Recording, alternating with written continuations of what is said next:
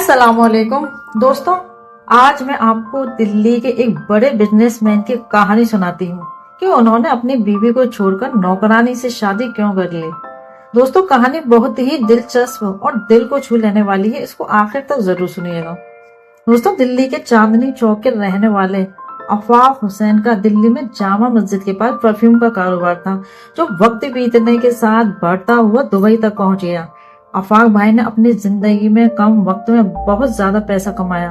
उन्होंने दिल्ली में ही पॉश इलाके में 1000 गज में शानदार गार्डन के बीच बहुत शानदार कोठी बनवाई और दुबई के पॉश इलाके में 2 उनके फ्लैट हैं और वहां के सबसे आलीशान मॉल में परफ्यूम इत्र के शोरूम है। उनके 2 बेटे हैं। दोस्तों, जब ऊपर वाला जिंदगी में भरपूर पैसा देता है तो उनके बच्चे भी पढ़ लिख कर जल्दी सेटल हो जाते हैं। आफाक भाई ने भी अपने दोनों लड़कों को कारोबार में जल्दी ही सेटल करके 20-22 साल की उम्र में ही दोनों की शादी करके दुबई में सेटल कर दिया था। लेकिन उन्हें दिल्ली की गलियां, उनके बचपन के दोस्त और नाते रिश्तेदारों से इतना लगाव था कि वो दिल्ली छोड़ना ही नहीं चाहते थे। लेकिन उनकी बीवी दुबई की रंगीन दुनिया में अपने बेटों के साथ रहना चाहती थी, लेकिन अपने शौहर की वजह से वो दिल्ली में रहने को मजबूर थी। एक दिन दोपहर में सीढ़ियों से फिसलकर आफाक भाई गिर पड़े।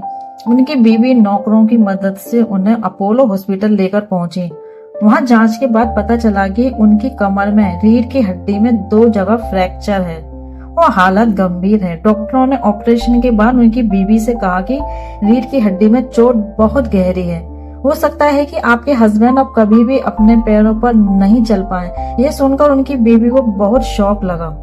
रात तक उनके बेटे भी दुबई से आ गए और उन्होंने अपने पापा को दिल्ली के और भी बड़े डॉक्टरों को दिखाया, लेकिन सबने कहा कि फ्यूचर में अब इनका अपने पैरों पर चलना या अपना कोई भी काम करना शायद संभव नहीं हो।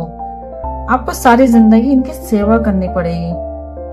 कुछ दिन बाद आफाक भाई को घर ले आया और वहीं उनका डॉक्टर रोज चेकअप कर जाता था। कुछ महीने तक तो उनकी बीवी ने उनकी देखभाल की और कोशिश की कि आफाक भाई यहाँ से सब बेचकर उनके साथ दुबई चले। लेकिन आफाक भाई ने उनकी बेरुखी से देखभाल करने की वजह से उनसे साफ कह दिया था कि तुम्हें जाना है तो चली जाओ, मैं तो अब मरकर यहीं की मिट्टी में सो जाना चाहता हूँ। ये सुनकर उनकी बीवी ने भी गुस्से से कहा कि मेरा भी मन है कि अपने पोता पोती और बेटा बहू के साथ रहूं, उनके साथ घूमूं फिरूं, मेरे भी अरमान है। मैं भी तुम्हारी तरह घुट घुट कर अपाहिजों की जिंदगी नहीं गुजार सकती हूँ, या तो आप भी चलो नहीं तो मैं जा रही हूँ। ये सुनते ही आफाक भाई का दिल बुरी तरह टूट गया। वो आंखें बंद करके सोचने लगी कि ये वही औरत है जो मुझे पर अपनी जान छिड़कती थी और कहती थी कि मैं तुम्हारे बगैर नहीं जी पाऊंगी। आज मैं अपाहिज हो गया हूँ तो बेटे बीवी भी मुझे से जान छुड़ाना चाहती है। अब आफाक भाई ने अपना मन पक्का कर लिया और बोले कि है ना, तुम भी जाना चाहती हो तो जाओ। मेरी देखभाल करने के लिए फरीदा और उसकी बेटी निशा है और बाहर का काम करने के लिए ड्राइवर और माली है। कुछ दिन रहकर आ जाना। उनकी बीवी हिन्ना बोली कि मैंने सबको उनका काम समझा दिया है, अब मैं कल की फ्लाइट से ही कुछ दिन बच्चों के पास रह आऊं। और वो भी दुबई चली गयी। दरअसल आफाक भाई के घर में 4 नौकर थे, एक ड्राइवर जमाल और उसकी विधवा बहन फरीदा, जिसका शौहर एक्सीडेंट में मर गया था। उसकी एक बेटी भी है। अब फरीदा 34 साल की हो गई है और उसकी बेटी निशा जो 15 साल की हो गई है और एक मालिक काका भी हैं। आफाक भाई अब अपनी बीवी को बेरुखी और उसके जाने के बाद टूट चुके थे। वो अब और भी जीना नहीं चाहते थे। उन्होंने खाना पीना भी बहुत कम कर दिया था। नौकरानी फरीदा और उसकी बेटी से यह सब नहीं देखा जाता था। मालिक काका के कहने पर निशा उन्हें खूब हंसाया करती थी और उसकी माँ फरीदा डॉक्टर के कहने पर उनके हाथ पैरों की खूब मालिश किया करती थी। मालकिन के जाने के बाद दोनों माँ बेटी उनकी हर जरूरत का ध्यान रखती थी और उन्हें व्हील चेयर पर बिठाकर गार्डन में घुमाती भी थी और खूब बातें किया करती थी। शुरू में उनके बेटे अपनी माँ के साथ आते भी थे, लेकिन अब उन्होंने भी आना बहुत कम कर दिया था। जब भी आते कोठी और प्रॉपर्टी बेचने की बात करते थे। आखिर में आफाक भाई ने तंग आकर उनसे कह दिया था कि जब तक मैं जिंदा हूँ किसी को मेरी खैर खबर लेने की कोई जरूरत नहीं है। अब कभी कभी उनकी बीवी से फोन पर बात हो जाती थी। वक्त गुजरता गया। नौकरानी और उसकी बेटी अब उन्हें कंधे का सहारा देकर चलाने की कोशिश करने लगी। इस तरह 3 साल गुजर गए। अब माँ बेटी आफाक भाई को सहारा देकर बैसाखियों पर चलाने लगी। उनकी मेहनत धीरे धीरे रंग लाने लगी। अब अफाक भाई को भी लगने लगा कि वो ठीक हो सकते हैं। उन्होंने भी माँ बेटी के साथ पूरे मन से कोशिश शुरू कर दी। इसी बीच 2022 और 2021 का लॉकडाउन लग गया। कोरोना के डर से लोग एक देश से दूसरे देश में जाने से डरने लगे और फोन पर ही बातचीत होती रही। लगभग 2 साल बाद फरवरी 2022 में अफाक भाई की बीवी हिना अपने छोटे बेटे के साथ दिल्ली एयरपोर्ट पर उतरी। वो आज फैसला करके आई थी कि चाहे कुछ भी हो जाए, अब वो अफाक भाई को दुबई ले जाकर ही मानेंगी।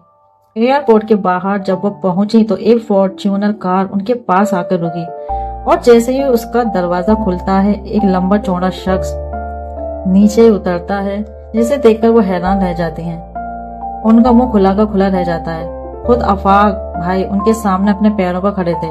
वो हक्का बक्का सी देखती रह जाती है कि चमत्कार कैसे हुआ। उन्हें तो यकीन ही नहीं आता है कि इन 2 सालों में अफाक अपने पैरों पर कैसे खड़े हो गए। तभी अफाक भाई कहते हैं कि क्या हुआ, मुझे इस तरह खड़ा देखकर तुम शॉक्ड हो गई?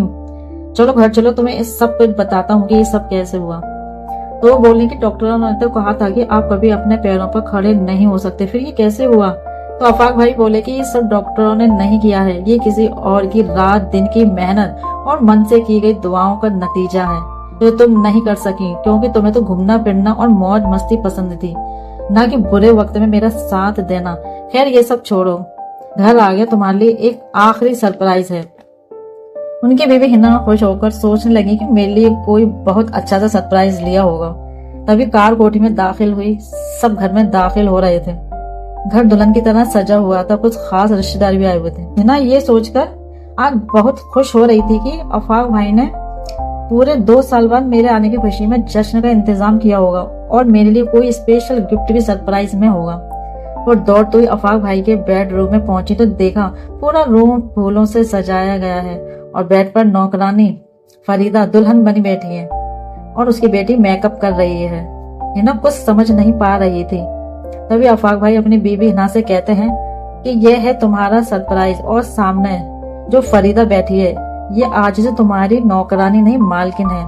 आज तुम्हारे आने से पहले मैंने इससे निकाह कर लिया था, आज इसे इसका हक अदा कर दिया। आज अगर तुम्हारी नौकरानी फरीदा नहीं होती तो मैं भी तुम्हारे सामने खड़ा नहीं होता। इन दोनों माँ बेटी ने मेरी इतनी देखभाल की और केयर की कि आज मैं दोबारा खड़ा हो गया हूँ। और जिस वक्त मुझे तुम्हारे सारी की जरूरत थी उस वक्त तुम मुझे बोझ समझ के मरने के लिए छोड़ गई।